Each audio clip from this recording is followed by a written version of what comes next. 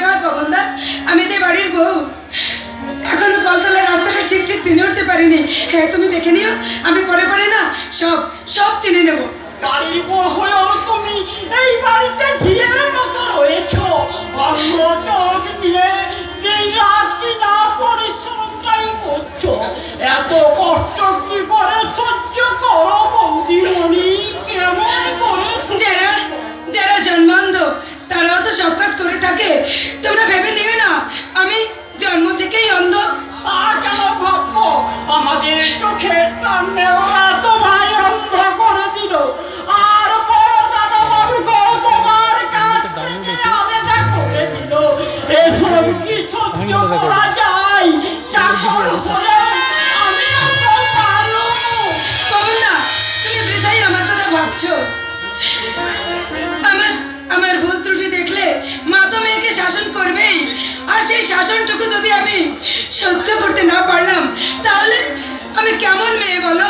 যতই তুমি মেয়ে হতে চাও, ওই নিষ্ঠুর পাষাণী গিন্নির মাতা কখনো মা হতে চাইবে না। পবনদা, হতে চাইবে না। পবনদা, আমার সামনে আর কখনো আমার গুরুজনদের অসম্মান করে কথা বলবে না। আমার ভুল হয়ে গেছে বৌদিমণি, তুমি যেতে দিও বলে সেই কথা আমি জানতাম না। তাই ভগবানের কাছে প্রার্থনা করি তোমার মতো দেবী যেন একটু সুখের মুখ দেখতে পাই গো, একটু সুখের মুখ দেখতে পাই। পবনদা, পবনদা, আমার দুঃখে যাদের জীবন গড়া তাদের আবার দুঃখ কিসের? আমার জন্য ওই সহজ সরল মানুষটা শুধু চোখের জল ফেলে, কিন্তু ওরা জানে না যে দুঃখ দিয়ে আমার জীবনটা গড়া। এই, কে কে পিতা, কে কে? দাদা,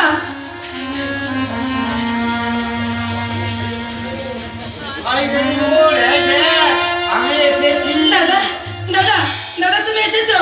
দাদা, দাদা, তুই এমন করে যাচ্ছিস কেন? তোর কি হয়েছে সীতা? এরা এরা আমাকে অন্ধ করে দিয়েছে দাদা। তুই অন্ধ?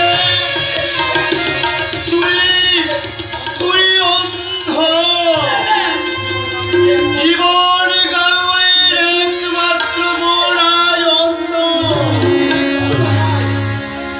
অসহায়। দাদা, বলো বলো মনেশ্বরী দেবতা, এই সরল নিষ্পাপ মেয়েটা তোমার চরণে কি এমন অপরাধ করেছিল? কোন অপরাধের সাজা দিতে এর চোখের দৃষ্টি চিরদিনের মতো বেলার করে দিলে? বলো বলো পাথারি দেবতা, দাদা, বলো। দাদা, এ আমার নিয়তির পুরস্কার দাদা। তাই যদি হয়, নিয়তিও পুরস্কারটা ভাই দিল না কেন? আমি এই তো তোকে বধূর সাজের বাড়িতে পাঠিয়েছিলাম। সেই অপরাধের শাস্তি নিয়তি কেন আমার চোখের দৃষ্টি কেড়ে নিল না? দাদা, তুমি একটু চুপ করো দাদা, একটু শান্ত হও দাদা। কিন্তু ওর সান্ত্বনায় আমি শান্ত হয়ে ফিরে যাব রে সীতা। সুন্দরী কি আমি কি বলবো? দাদা, আসার সময় মরে মরে ভেবেছিলাম আমার কাঁধের উপর ধুতি পাঞ্জাবি, আর তোর জন্য এই শাড়িটা তোর হাতে তুলে দিয়ে বলবো, সীতা এই শাড়িটা তোর ভালো লেগেছে তো? দাদা, দাদা, তখন হয়তো তুই আনন্দে ছুটে এসে আমার হাত থেকে শাড়িটা নিয়ে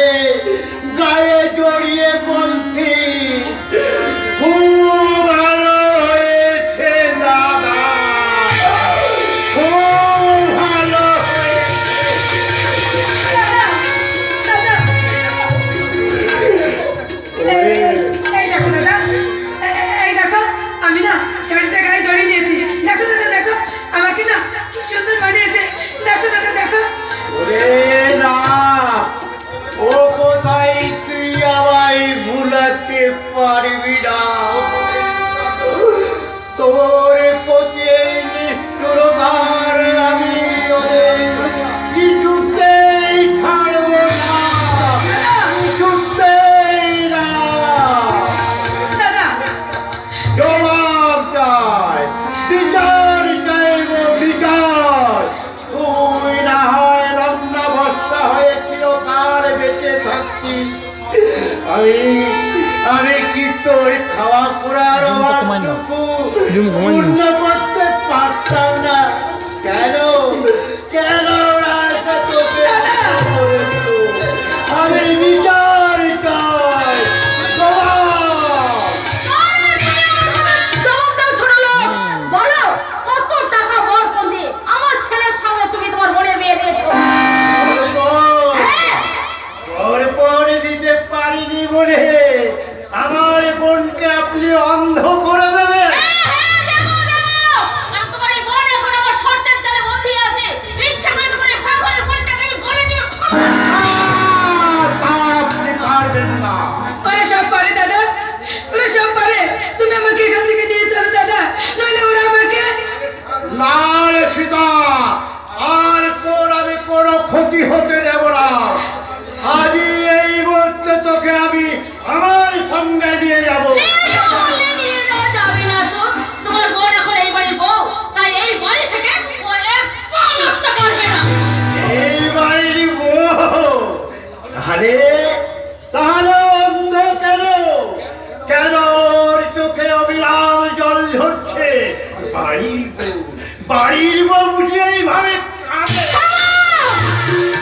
থামো, শুনে রাখো ছোট লোক, যেদিন 50,000 টাকা নগদ আর 10 ভাই তোমার সোনা আমার হাতে তুলে দিতে পারবে, সেই দিন তোমার বোন এই বাড়িতে উপযুক্ত মর্যাদায় আর সবার স্ত্রী হওয়ার অধিকার পাবে।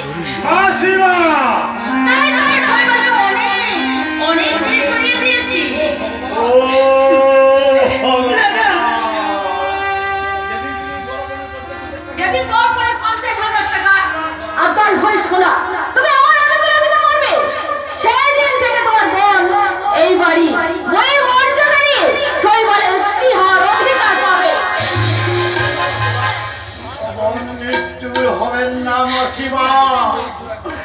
আমি দিন দরিদ্র এক ব্রাহ্মণ, ভিটে বাড়ি বন্ধক দিয়ে বোনের বিয়ের আয়োজন করেছিলাম।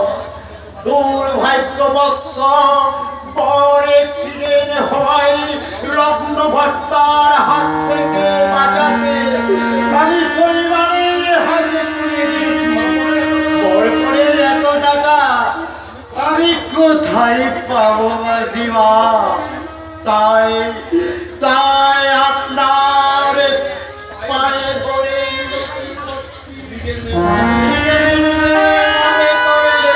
সীতাকে একটু সুদ ভিক্ষে দিই।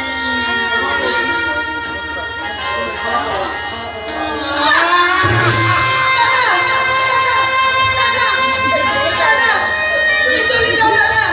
চাই না আমি মজা কর দাদা, আমি মরতে চাই দাদা, আমি মরতে চাই।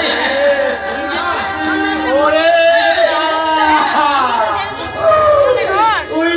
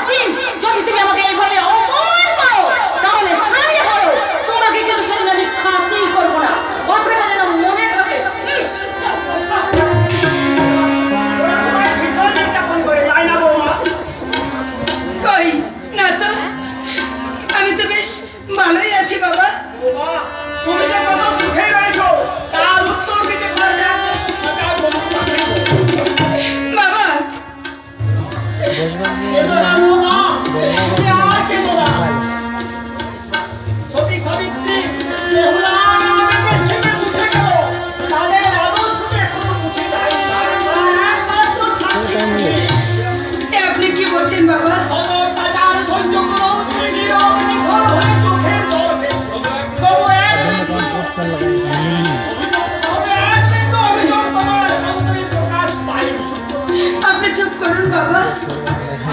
বাইরে বাংলার আদর্শ এজন্যই বুঝি তোমাদের একদিন রবীন্দ্রনাথ লিখেছিলেন, বাংলার মধু মুখে তার মধু, নয়নে নিব ভাষা। সীতা, সীতা, এসেছিস শৈবাল, সীতা, এসেছিস শৈবাল, চেয়ে দে, এ সংসারে থেকে যাওয়া তোর পাষাণ প্রতিমা কেমন বোমা হয়ে গেছে। এ সংসারের কঠোর অনুশাসন তোমার দৃষ্টি শক্তি কেড়ে নিয়েছে। বাবা, এখনো যদি সাবধান না হও, কোনদিন হয়তো তোমার জীবনী শক্তিটুকু কেড়ে নেবে। না, এখন এ আমি কি শুনলাম সীতা? করো তো এটা না, না, লাস্ট কমেন্ট এ হয় না। আমি ভুল শুনেছি, এ হয় না, হতে পারে না। দেখো সীতা, আমার দিকে চেয়ে দেখো, একটিবার